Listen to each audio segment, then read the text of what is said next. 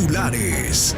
Conflicto por la designación del Procurador General no ha finalizado. Vocal asegura que presupuesto para las elecciones 2023 no ha sido asignado. La nueva Asamblea Nacional buscará recuperar la aceptación ciudadana. Uno de los sujetos que disparó contra la Fiscalía de Santo Domingo de los Áchilas fue abatido. Bebé recién nacida fue abandonada en un contenedor de basura. En Grecia, incrementa el número de migrantes muertos en el naufragio de un pesquero. Y en los deportes, la pesista Angie Palacios impuso una nueva marca mundial.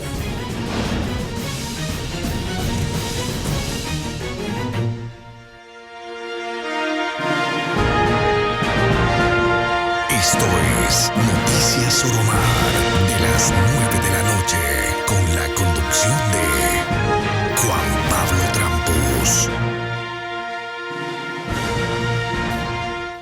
Saludos cordiales, amigos televidentes. Gracias por acompañarnos en estos 60 minutos con la más completa información. Y la precandidatura del expresidente de la Asamblea Nacional, Virgilio Saquicela, ha sido cuestionada por el Partido Socialista Ecuatoriano. Curiosamente, la organización por la cual aspira a participar. Sin embargo, el CNE ya informó que el exlegislador logró inscribirse faltando pocos minutos para que termine el plazo. Aquí las noticias de hoy.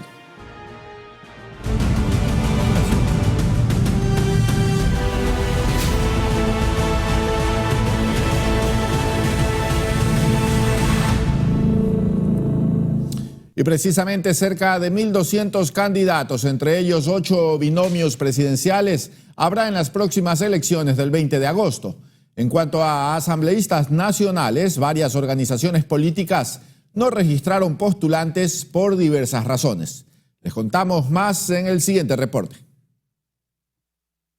La fase de inscripción de candidaturas concluyó a las 12 de la noche del martes. Hubo organizaciones políticas que se quedaron al margen de algunas dignidades, aunque hicieron elecciones primarias de asambleístas nacionales. Centro Democrático, por ejemplo, no completó el trámite en el plazo. La Izquierda Democrática tampoco, debido a conflictos internos. Mientras tanto, Mover y Pueblo, Igualdad y Democracia entregaron la documentación de manera física, pero están en pendiente.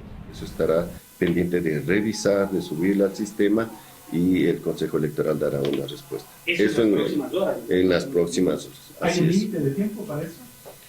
No se encuentra establecido ningún límite de tiempo, pero nosotros por responsabilidad deberíamos hacerlo, si es posible, hoy mismo. A ello se suma Pachacutic, que también por problemas internos no tuvo el aval del CNE para sus primarias. Hasta ahora, el país tendrá solo 8 listas de candidatos para asambleístas nacionales. En lo que refiere a asambleístas provinciales por circunscripciones y del exterior, de las 414 listas que hicieron primarias, solo se inscribieron 286, o sea, el 69%. Para esa dignidad habrían 1.084 candidatos. En lo que tiene que ver con binomios presidenciales, Cabrera dijo que no existieron mayores inconvenientes, dando un consolidado del número de inscritos. Presidente y vicepresidente son 8. Asambleístas nacionales están las 8. Asambleístas provinciales 654. Asambleístas provinciales por circunscripción 394. Recordemos que son 4 provincias que tienen esta particularidad, que es Pichincha, Guayas, Manabí y Azuay. Asambleístas por el exterior son 36. Entonces hay un total de 1.100 candidatos. José Cabrera indicó que pese a la cantidad de inscritos, no todos están en firme. Sujetos a todos los recursos que pueden presentar los sujetos políticos. En el caso de las provincias, pueden hacer ya su impugnación ante la Junta Provincial Electoral. Si no quedan satisfechos, suben al Consejo Nacional Electoral con la figura de impugnación y pueden llegar hasta el Tribunal Contencioso Electoral como apelación. La intención, señaló el consejero Cabrera, es que las impugnaciones no alarguen la confirmación de candidaturas para que la campaña electoral por dignidad empiece antes. Hasta ahora está prevista del 8 al 17 de agosto. En Quito, Juan Correa Rodríguez, Noticias Oromar. Y a falta de 2 meses para los comicios ya salen a la luz nuevos nombres que aspiran a formar parte del próximo periodo legislativo y otros que pretenden ocupar una vez más una curul en la Asamblea Nacional. La nueva Asamblea Nacional que se conformará luego de las elecciones anticipadas de 2023 intentará tener mayor aceptación que el Parlamento saliente, que alcanzó el 94% de rechazo ciudadano, y las nuevas caras aspirantes a una curul empiezan a salir a la luz, como es el caso de Jorge Peñafiel, quien será candidato por el movimiento Construye Lista 25. Él asegura que la nueva legislatura no debe asumir un rol obstruccionista, sino de unidad. Finalmente, esa actitud de utilizar el poder solo para hacer oposición y no para construir, no para desarrollar el país, es lo que le llevó al país a la crisis política. Que no hay que cometer los mismos errores, asegura, y que ahora la crisis política que vive el país requiere del abordaje de los temas prioritarios. Que es efectivamente la seguridad, que no solamente se limita, estimado Eder, a la seguridad de no violencia, es decir, de evitar los asesinatos, los homicidios, los secuestros y el terrorismo en general en el Ecuador. Pero también hay rostros de la Asamblea saliente que ahora buscan volver a ser electos. Y este es el caso de Coms Córdoba, de las filas de la Revolución Ciudadana. En el término de seguridad, la salud, la educación, en el trabajo, ahí tenemos que trabajar en el nuevo código laboral, pero también tenemos que trabajar en el tema de el fortalecimiento de la seguridad. Córdoba reconoce que más allá de las ideologías políticas, la unidad es necesaria para la construcción de leyes que satisfagan la expectativa ciudadana. Y en eso no hay tiempo que perder, sostiene. Es decir, por supervivencia nos necesitamos todos, independientemente seamos o no seamos correístas, es decir, todas las fuerzas políticas para reconstruir la patria. La última asamblea se desgastó tanto en el juicio político al presidente Guillermo Lasso, que terminó siendo disuelta bajo la figura de la muerte cruzada. Y ahora el reto de la nueva legislatura será trabajar contrarreloj, pues tendrá poco más de un año para demostrar que puede ser mejor que la asamblea saliente. Y por su parte, el vocal del CNE, José Cabrera, informó que aún esperan el presupuesto para las elecciones de este 20 de agosto. Sin embargo, el ministro de Finanzas, Pablo Arosemena, aseguró que ya se ha entregado una parte y que esta semana se asignarán más recursos. A poco más de 2 meses de las elecciones anticipadas, el vocal del CNE, José Cabrera, informó que existe una preocupación por la asignación del presupuesto. El Ministerio de Finanzas que nos entreguen los recursos, porque necesitamos realizar contrataciones en menos de un mes para poder alcanzar al proceso electoral. Y si no tenemos las certificaciones presupuestarias, ¿cómo podemos realizar las contrataciones para el proceso electoral? En un proceso normal tenemos un año para poder organizar el proceso e ir haciendo las contrataciones poco a poco. Pero en este proceso electoral tenemos poquísimo tiempo y no podemos esperar a que en un mes, en 2 meses nos entreguen los recursos porque los tiempos ya no nos dan. Sin embargo, el ministro de Finanzas cuestionó lo dicho por Cabrera. Creo que a veces los asesoran mal y se adelantan a decir algo sin realmente conocer en detalle, pero lo importante y lo de fondo es que las soluciones están ahí. De hecho, Arosemena desmintió que no se haya asignado presupuesto. Eso se lo ha realizado y se lo va a seguir realizando porque no es que se aplasta un botón y aparecen los recursos que de por sí pues son escasos, pero existe el mecanismo para poder irlos entregando. Ya se han entregado más de 31 millones de dólares hasta la semana pasada, y en esta semana también se van entregando otros recursos conforme el propio Consejo Nacional Electoral va subiendo las reformas. Recordemos que las elecciones extraordinarias costarán 79 millones de dólares. Anaí Vélez, Noticias Oromar. Y según encuestas realizadas por Sedato, solo el 24% de los ciudadanos mayores de edad ya saben por quién van a sufragar en las elecciones anticipadas. El que apenas el 24% de los ecuatorianos hasta el momento sepa por quién va a depositar su voto en las elecciones express llamó poderosamente la atención de Ángel Polibio Córdoba, quien desde hace 40 años ha venido tomando el pulso a la colectividad. Esto es tomado hace 2 días. 1.816 entrevistas en regiones costa, sierra, Amazonía, áreas urbanas y rurales. A lo largo de todos los años, que tenemos casi 49 años, hemos conversado con más de 3.600.000 ciudadanos y ciudadanas. Aquí son 1.816. Contento y optimista se siente el 23%. El 77%, no. Más o menos optimista, 28%. Preocupado, pesimista, 38%. No sabe, nos responde 11%. El experto en consultas populares resaltó que uno de los factores es que la ciudadanía mayoritariamente no conoce a los postulantes a las primeras dignidades del país, lo que pone cuesta arriba a los candidatos, pues hasta ahora no gozarían de un elevado nivel de popularidad. Entonces, ¿qué es lo que tiene que hacer? Despertar el optimismo en la gente. ¿Y quiénes son los que van a despertar el optimismo? Los ciudadanos que no sean, desde luego, maltratados. Que las elecciones se manejen en forma como solicita la población, austera, disciplinada, honrada. Esto se convertiría incluso en un desafío para los asesores de hacer conocer a sus candidatos. Polibio Córdoba recordó que en los comicios pasados muchos de los electores anularon su voto precisamente por esta clase de circunstancias. ¿Cuántos están enterados? 78% están enterados. Están enterados de que van a haber elecciones. Enterados de que van a haber elecciones. Pero ¿sabe la fecha? Por favor. ¿Sabe la fecha en la que se van a desarrollar las elecciones? 36% sabe.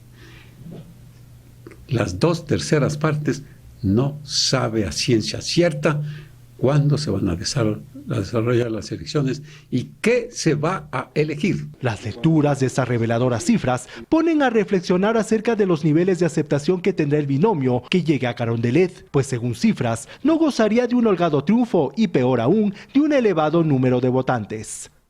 En Quito, Juan Correa Rodríguez, Noticias Oromar.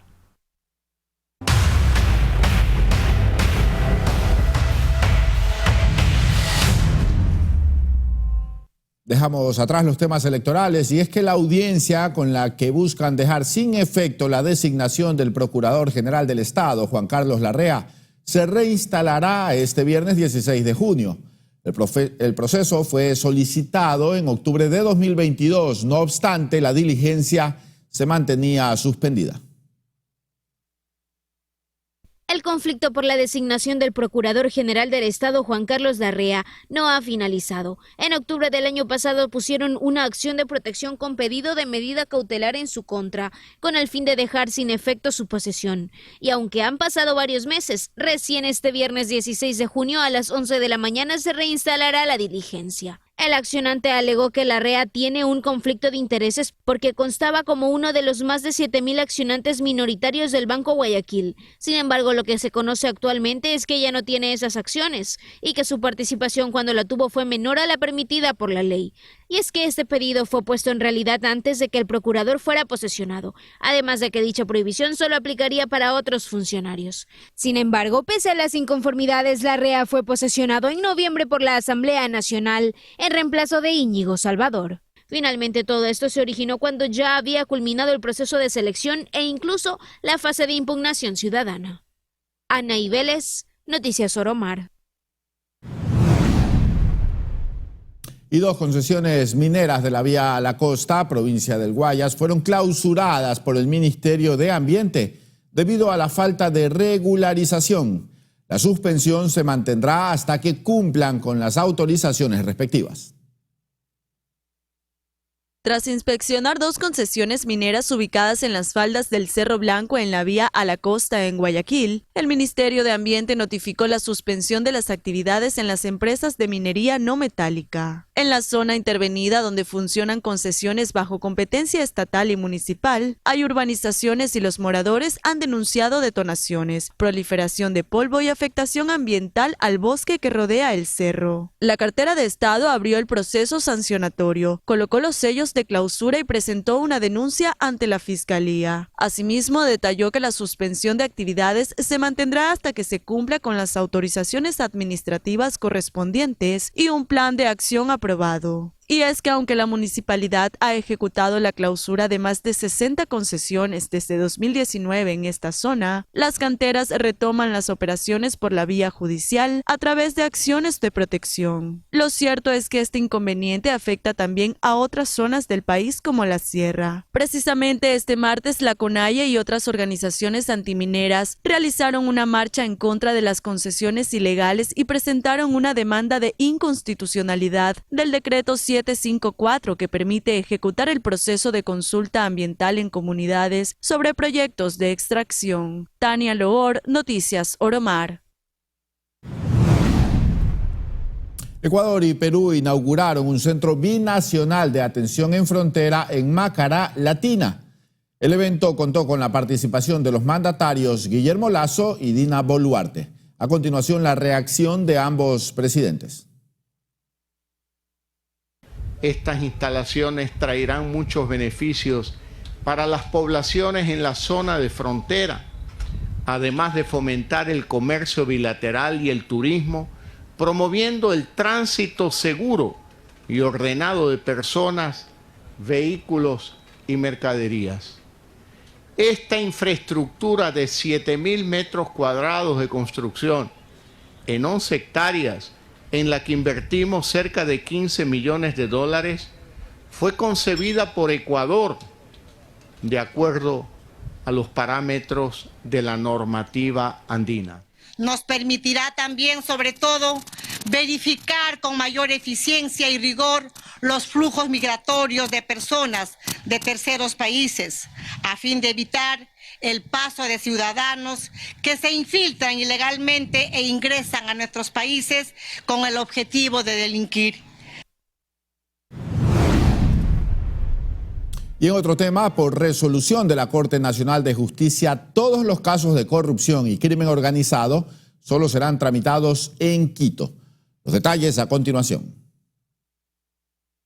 La Corte Nacional de Justicia emitió una resolución para que todos los casos de corrupción y crimen organizado sean enviados a Quito, en donde los encargados de su tratamiento serán los jueces anticorrupción. Desde diciembre del año pasado, funcionan las unidades especializadas en corrupción y crimen organizado. Según el texto del Código de la Función Judicial, los jueces solo trabajarán en la capital, pero atenderán los casos de todo el territorio ecuatoriano. Sin embargo, en la práctica, aquello no se estaba aplicando, puesto que los casos se seguían tramitando ante jueces de las ciudades en las que se cometían los delitos.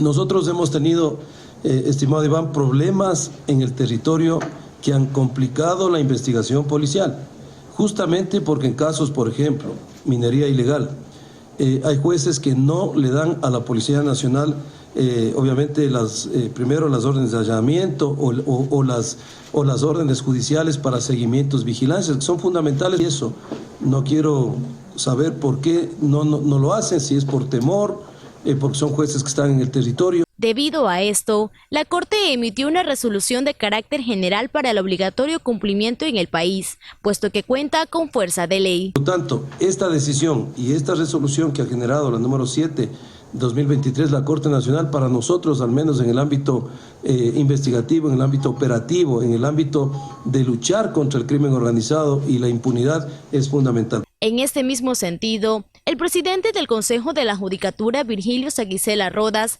explicó que dicha resolución aclara que los procesos iniciados con anterioridad al 9 de diciembre siguen en trámite con los jueces que empezaron la sentencia. Sin embargo, los posteriores a esa fecha les corresponderán a los jueces anticorrupción, incluso si alguno de estos procesos se encuentra tramitándose en otro territorio. Katia Mero, Noticias Oromar. Y con esto nos vamos a nuestra primera pausa, pero antes queremos Recordarles que pueden visitar nuestras plataformas digitales tanto en la página web como en las cuentas de redes sociales. Busca Oromar TV y síguenos ahora. Enseguida volvemos con mucha más información. No cambie de canal.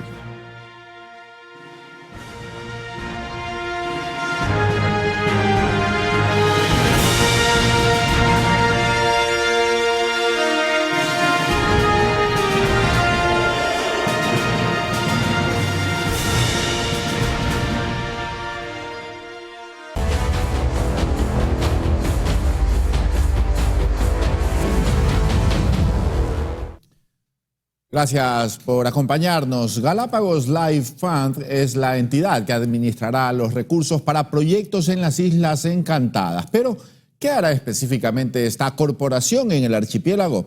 Los detalles en la siguiente nota. Tras el anuncio de que la corporación Galápagos Life Fund administrará los recursos de canje de deuda por conservación para proyectos que se realizarán en el archipiélago, se han generado una serie de críticas y también dudas de cómo funcionará dicha corporación. Galápagos Life Fund fue creado el 5 de mayo en Delaware, Estados Unidos, por pedido de sus donantes, que son 2 entidades. Mientras que son 11 miembros que conforman la corporación, 5 son integrantes estatales y los demás del sector privado. Además, una parte de los ahorros generados en el canje de deuda por conservación para las islas serán destinados a la entidad. Del monto que se ahorre se destinarán 18 millones anuales y de ellos 13 serán para gastos de conservación y 5 para un fondo que gestionaría inversiones con dichos recursos. Pero a todo esto también surge el interrogante de qué es lo que se hará en Galápagos. Según las autoridades, se monitoreará y controlará las aguas que rodean las islas, incluida la Reserva Marina de Galápagos y la Reserva Marina Hermandad. Y en esta última se busca financiar el monitoreo y la seguridad. También se darán recursos a la Armada del Ecuador, aunque según el Ministerio de Ambiente, el objetivo es financiar proyectos. Anaí Vélez, Noticias Oromar. Paola Pavón, prefecta de Pichincha y presidenta del Congope, mediante rueda de prensa informó que se envió una carta al Ministerio de Finanzas argumentando que el recorte presupuestario a los gobiernos autónomos descentralizados es ilegal. Voy a hablar en mi calidad de presidenta del Congope. Nosotros apenas conocimos el acuerdo ministerial, hemos enviado al Ministerio de Economía y Finanzas una carta señalando que el acuerdo ministerial goza de ilegalidad. El recorte supera el 5.5%. Hasta el 5% es decisión del Ministerio de Finanzas, pero pasado ese 5% tiene que ser vía Asamblea Nacional. Esto no tiene que ser superior al 5%. Ya un descuento de estas magnitudes es significativo. Solamente para que tengan una idea, en el caso de la prefectura de Pichincha son $6 millones menos. Y en el caso de las 23 prefecturas, la disminución es de 49 millones. Y en otra información relevante, las comunidades campesinas de Esmeraldas llegaron a la capital de la República para reclamar atención. Denuncian el abandono del gobierno nacional y la falta de recursos para superar la emergencia tras las fuertes lluvias registradas hace 11 días. Escuchemos parte de sus exigencias. Las autoridades no están ayudándonos en esta emergencia. Conocemos que hay ayuda institucional, ayuda de gobiernos de las otras provincias, pero la ayuda se ha centralizado en Esmeraldas ciudad, que también está afectada, que también necesita. Pero las comunidades de Muisne, las comunidades campesinas que producen cacao, que producen naranja, que producen guineo, no están siendo atendidas. En Muisne se desbordaron los ríos, llegaron a alcanzar 3 metros de altura y eso significó la pérdida de casas, de animales menores y mayores que ahora se putrefactan en los ríos donde nosotros tomamos agua. No tenemos agua, los embalses se nos han acabado y no existe la ayuda del gobierno. Y este sábado 17 de junio el Registro Civil de Guayaquil realizará una nueva jornada extraordinaria ante la alta demanda de pasaportes, pero la atención será únicamente para los ciudadanos con turnos agendados entre el 19 de junio y el 15 de julio de este año. Las oficinas que atenderán son en La Puntilla, la Oficina Sur, el edificio matriz en el centro y el gobierno zonal en horarios de 8 de la mañana hasta las 14 horas. Además, el pasaporte se entregará pasadas las 48 horas de haber realizado el trámite.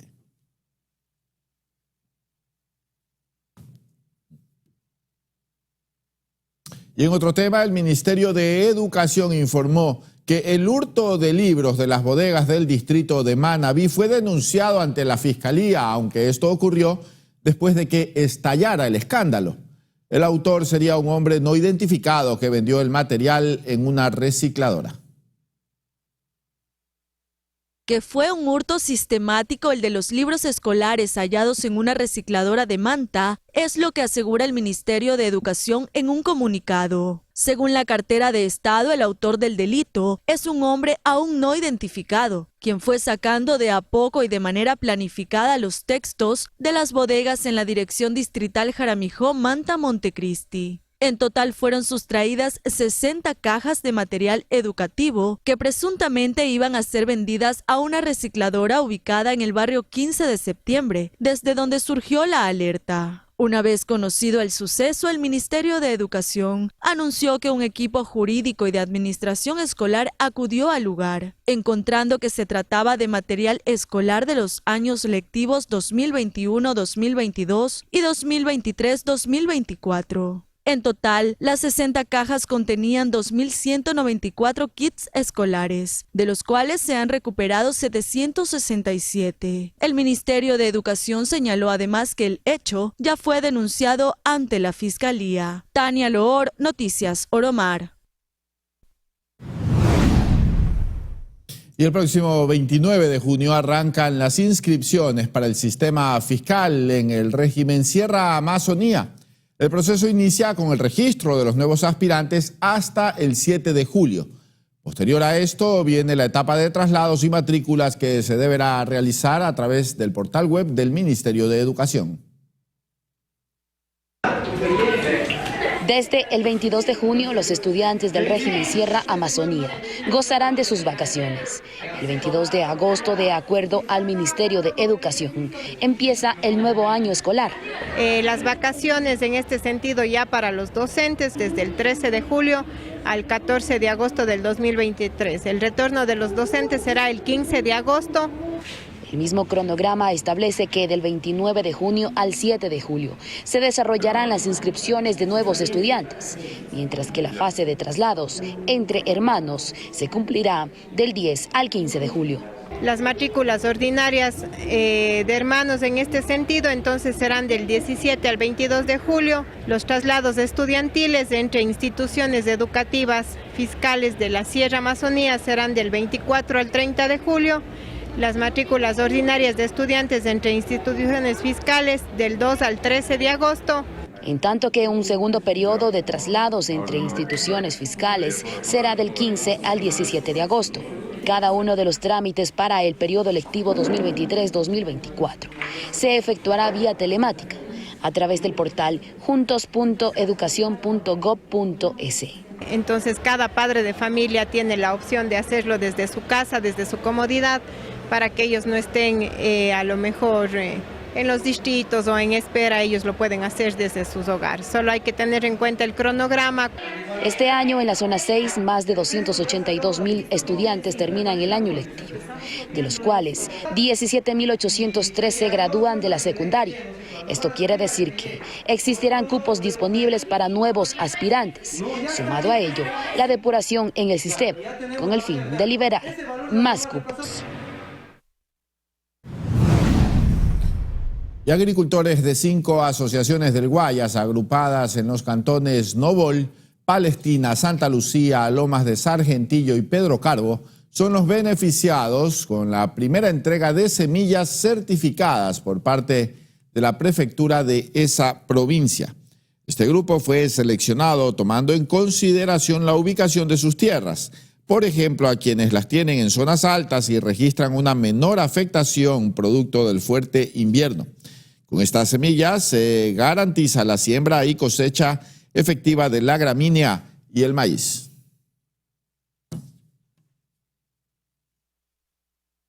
Estamos en la entrega de semillas a algunas asociaciones de diferentes cantones de la zona alta de la provincia del Guayas, pero sobre todo un reconocimiento a nuestros hermanos agricultores que jamás en la pandemia se detuvieron. Hoy no están solos, no solo se trataba de la entrega de semillas, sino de darle ese acompañamiento con tecnología, con innovación a nuestros hermanos agricultores que hoy lamentablemente viven momentos difíciles. Y digo difíciles porque lamentablemente sus caminos vecinales están en pésimo estado. Así que es un compromiso de la prefecta Marcela Guiñaga, la reconformación de vías, el arreglar las vías, los buenos caminos vecinales que hoy lamentablemente están destruidos. Sí decirle a la comunidad que hay que esperar un poco porque nos viene la lluvia, así que no podemos construir en época invernal. Y cada 14 de junio se celebra el Día Mundial del Donante de Sangre, en homenaje a todos los donadores que de manera voluntaria y altruista dan una porción de su sangre para ayudar a quienes más lo necesitan. Y con referencia a esta fecha, el Ministerio de Salud Pública desarrolló en Quito un evento conmemorativo para agradecer a los nuevos donantes por su colaboración.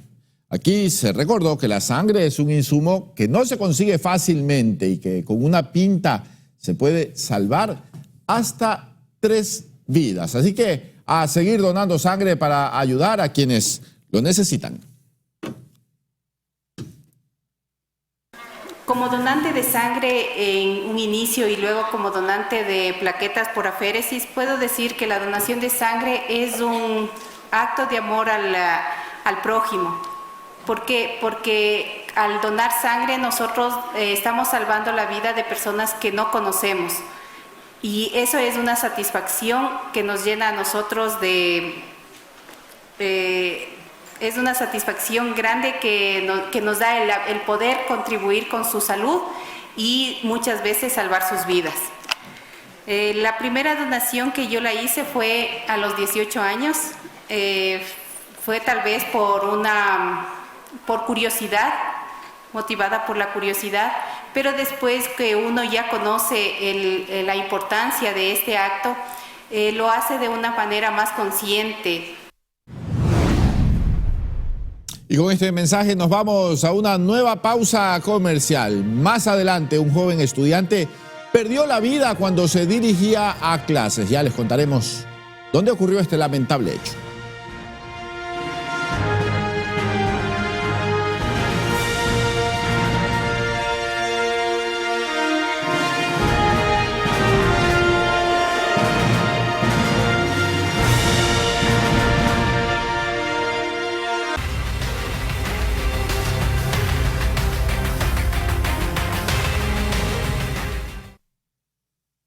Seguimos con más información. La tarde de hoy un grupo de delincuentes abrió fuego contra las instalaciones de la Fiscalía General del Estado en Santo Domingo de los Sáchilas. En respuesta al ataque, un agente que se encontraba en el sitio disparó contra uno de los individuos.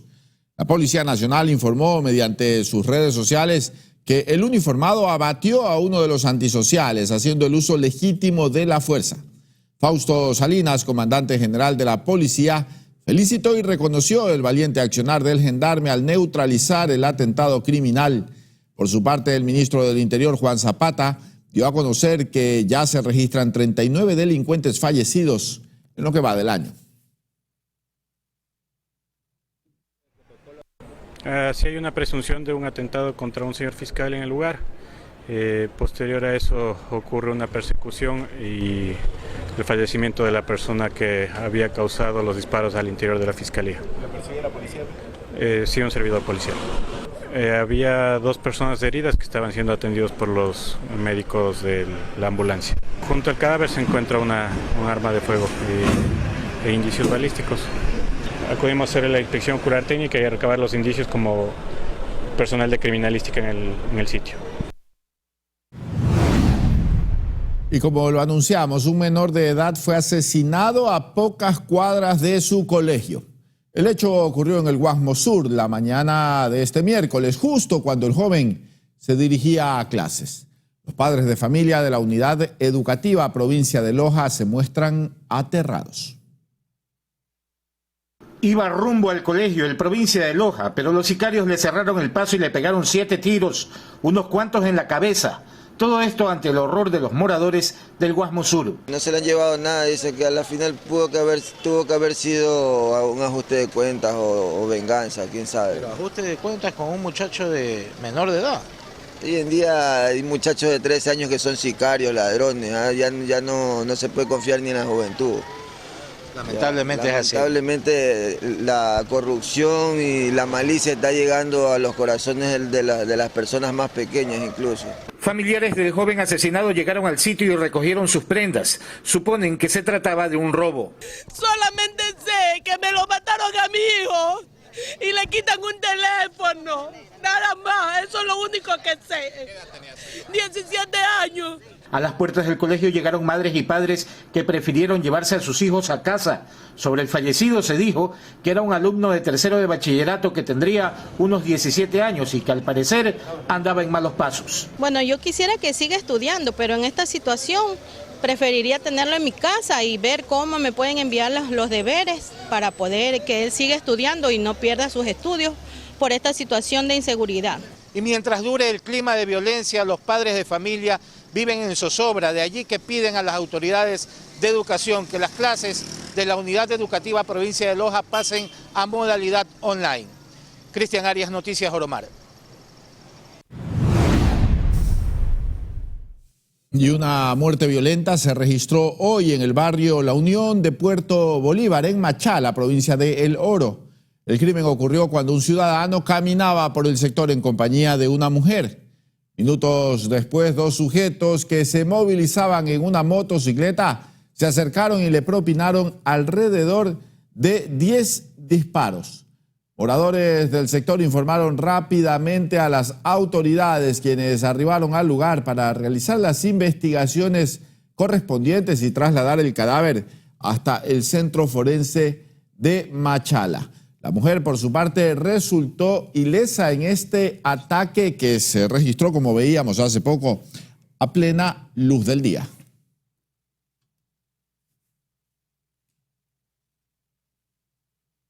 Y pasamos a Pedernales, provincia de Manabí, donde 2 personas fueron asesinadas al estilo sicariato en el barrio La Ciudadela.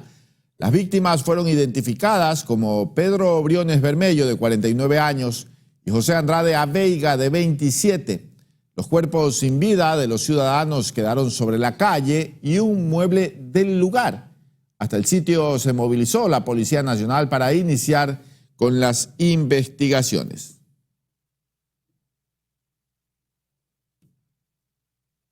Y ahora vamos hasta el sur de Manabí, específicamente en el cantón Jipijapa, donde en un camino de tercer orden, un hombre fue hallado sin vida y baleado. La víctima aún no ha sido identificada. Los cantones de la zona sur tampoco están exentos de las acciones criminales. Este 14 de junio en Jipijapa fue hallado un hombre asesinado a tiros de entre 25 a 30 años en un camino de tercer orden. Nos ha hecho conocer la presencia de un cadáver. Presenta varios orificios de proyectil. Aproximadamente sería la hora de muerte en horas de la madrugada. No se lo ha logrado identificar porque no posee ningún documento que permita identificar los nombres de esta persona. Ya. Varios tatuajes que van a servir para la identificación del cuerpo. La víctima fue llevada hasta el centro forense de Manta para la necropsia de ley. Según la policía, los asesinos utilizaron un arma calibre 9 milímetros. Ya unos 15 vainas percutidas en el punto. De igual forma, la persona cuenta con aproximadamente unos 10 impactos de bala. Solamente información preliminar nomás, que personas del sector encontraron a la persona ahí en el punto. ¿La persona habría sido asesinada en este sector? Aparentemente sí, mediante lo que el personal investigativo pudo constatar en este momento. Aparentemente sí, la persona fui víctima en este lugar. Las primeras versiones dan cuenta que la víctima no era de Jipijapa. Este caso es parte de las 344 muertes violentas que se han registrado de enero a este junio 14 de 2023 en Manabí. Pero también existe temor y preocupación porque en ese mismo lapso de tiempo, en 2022, hubo 177 asesinatos. Es decir, hay un aumento de 167 crímenes, correspondiente a un 94%. Berlín Mendoza, Noticias Romar.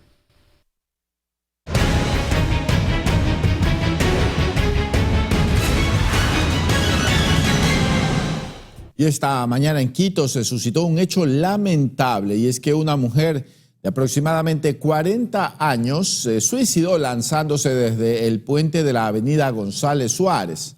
Hasta el lugar de los hechos acudieron agentes de la Policía Nacional y paramédicos para auxiliar a la fémina.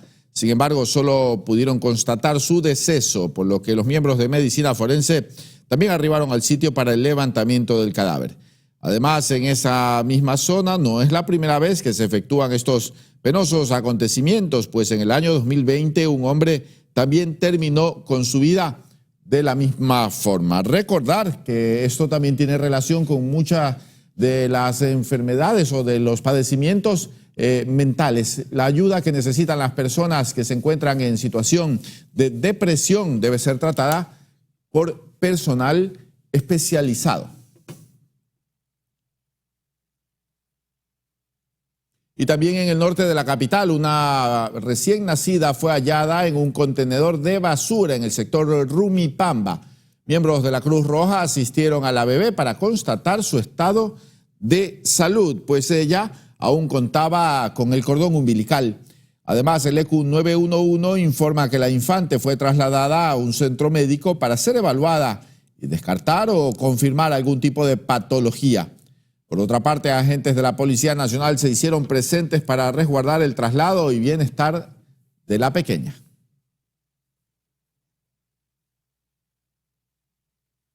Y en el sector Pangarayacu, provincia del Napo, la Policía Nacional dio otro golpe al narcotráfico, incautando 1 tonelada de clorhidrato de cocaína.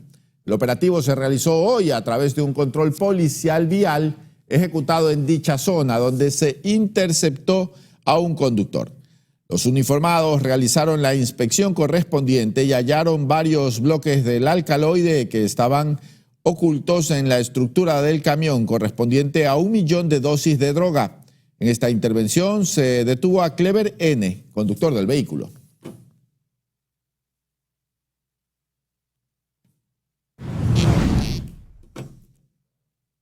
Y en la provincia del Guayas, un siniestro de tránsito se produjo en el kilómetro 25 de la vía Adaule entre un tráiler y una camioneta.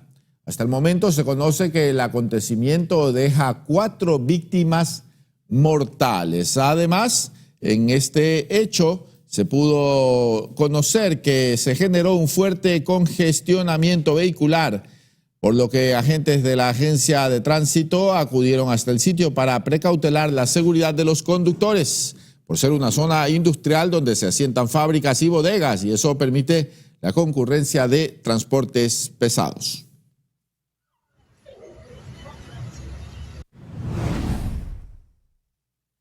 Y ahora les invitamos a ver una nota curiosa, y es que en la parroquia Pueblo Nuevo de Puerto Viejo, provincia de Manabí, en una bicicleta clásica, un hombre adaptó una licorera muy novedosa. Veamos.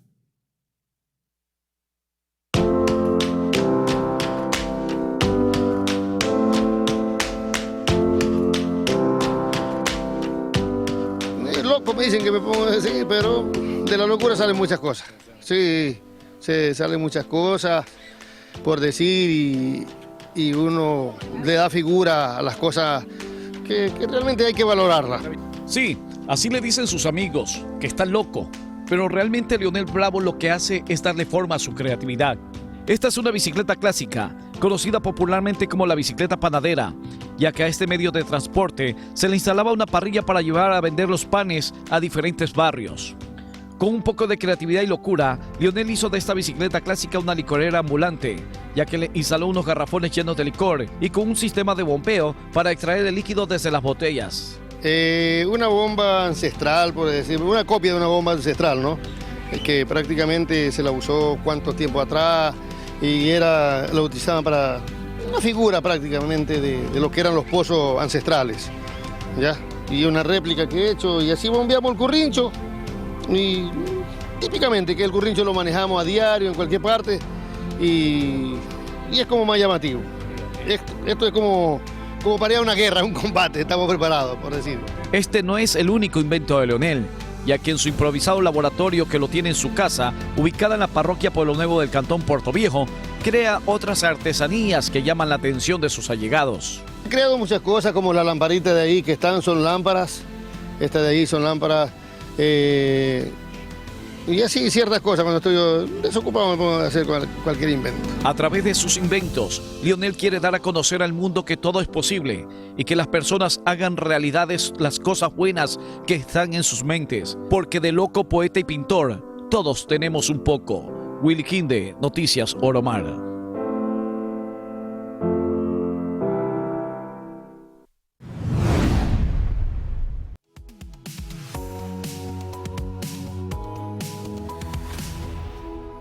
Y en nuestro segmento empresarial les presentamos la colección Padres 2023 de Almacenes de Prati.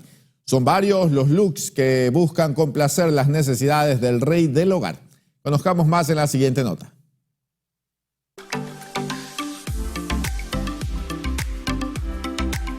En este Día del Padre, De Prati ha creado looks con diversos estilos y productos que se ajusten a las cualidades y necesidades de cada papá. Se puede encontrar de todo para sus papás, que los hombres también les gusta verse bien, son más clásicos, pero también pueden verse a la moda en tendencia.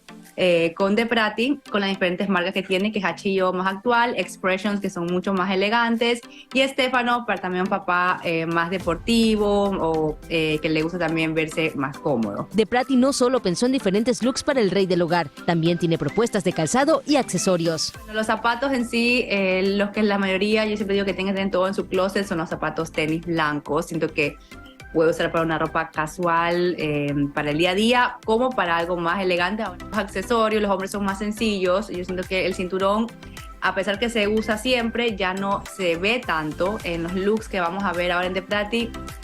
Nunca se ve el cinturón, siempre son las camisas por fuera, solo si es algo muy elegante. Todas estas propuestas han trabajado sin dejar de lado la comodidad de los clientes. Además, la tienda tiene una excelente alternativa para hacer tus compras también en línea. Y en De Prati lo pueden comprar tanto en sus tiendas físicas, en Guayaquil, Quito, Machala, Manta, o si no en el sitio web deprati.com.es, pueden hacer el pedido para que les llegue directamente a su casa, o si no, lo pueden hacer también el retiro en las tiendas sin costo adicional. De esta forma, De Prati ofrece varias alternativas de moda para festejar al rey del hogar, brindando productos de calidad que les permitan adaptarse a cada ocasión. María José Pino Argote, Noticias Oromar.